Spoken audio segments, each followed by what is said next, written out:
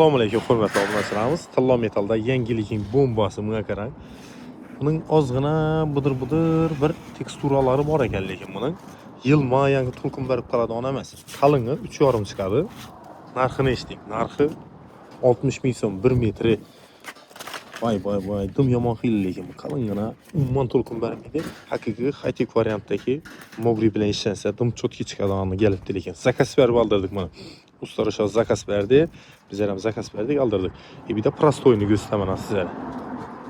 Lekin dım zor çıkadı lekin. Hem mağaza o kurup durgan joyunda işini işletsek vapşi çok çıkadan xıylanlar lekin. Zakazını. İnan prostoyu.